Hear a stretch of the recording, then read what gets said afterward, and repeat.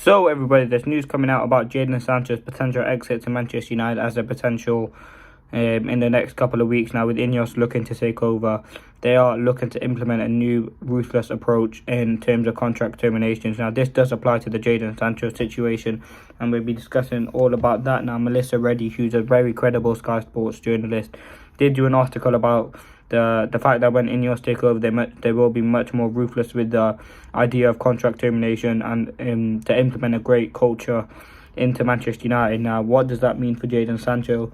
The fact that he hasn't played for Manchester United in 3, 4, 5 months now is shocking. He's getting paid millions of pounds a month.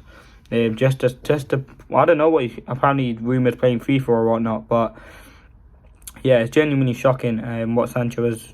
Well, not what Sancho has done and the club's approach. For me, I think Sancho's refused, the fact that Sancho's refusing to apologise does show a bit of an ignorant nature, but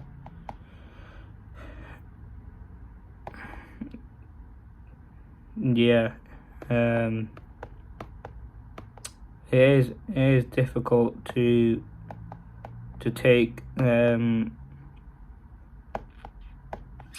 I'm trying to find the article from Melissa Reddy, but yeah, I think this is very difficult. I think Sancho's a player who has found it difficult to play well for United, and I think Ineos, you can already see the ruthlessness that he's already trying. So yeah, reports coming out that Manchester United have been discussing to terminate Jadon Sancho's contract if a new club can't be found. If this is true, it's a serious move to end the player power debate. So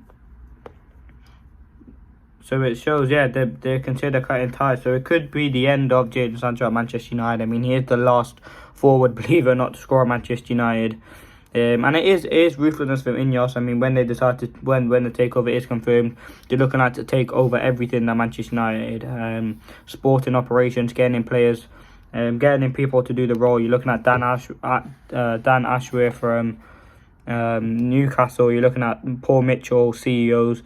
Their aim is to hopefully get Manchester United to be one of the best teams in the world, or the best team in the world. You don't want to see them doing what the Glazers done and just run the club down. I mean, that would be a huge concern and a huge negative. I think Ineos, they don't have the greatest reputation. I've seen over the past few months people talking about how the way Nice is ran and how great and how sometimes it's been run poorly. So we have to see what Radcliffe can do. I mean, it wouldn't be my preferred option to take over. I would have much loved Qatar. I think their infrastructure, the way that they talked about the club was so important and so revolutionising to the way Manchester United are going to be talked about, transform stadiums and everything. But the fact that Ineos has taken over, I mean, there's not much I can do about it and not much we can do about it. So it's all about what we do now, next step. See what Sir Jim Radcliffe can do. See if we can implement the right people in.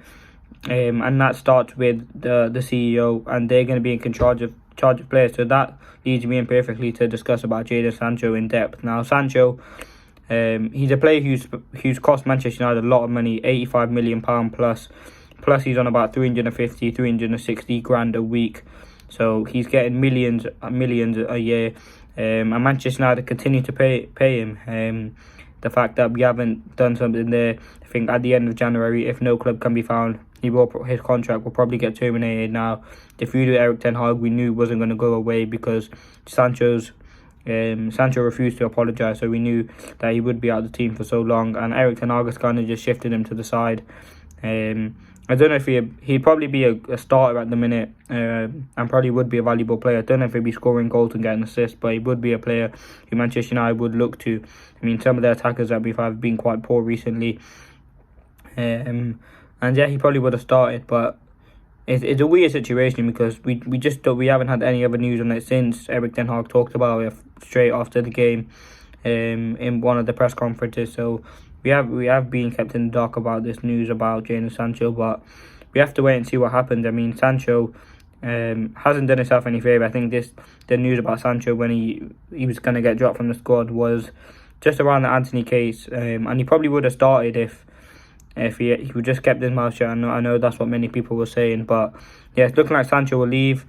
And if you look at his career at Manchester United, it has been particularly underwhelming. I mean, the player that we've seen at Dortmund was nowhere near the player we saw at Manchester United.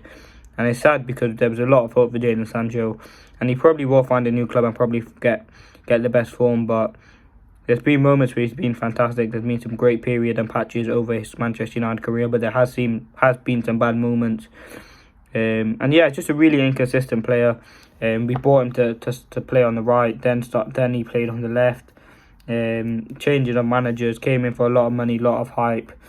And we knew what we were getting with Sancho. We saw the clips, we saw the games where he played absolutely brilliant football. He was very skillful. His link up with Haaland, and we even said if Sancho can get in a great striker, someone you can work with, he'll be able to flourish. We haven't seen that yet because he hasn't got time to work with Rasmus Højlund.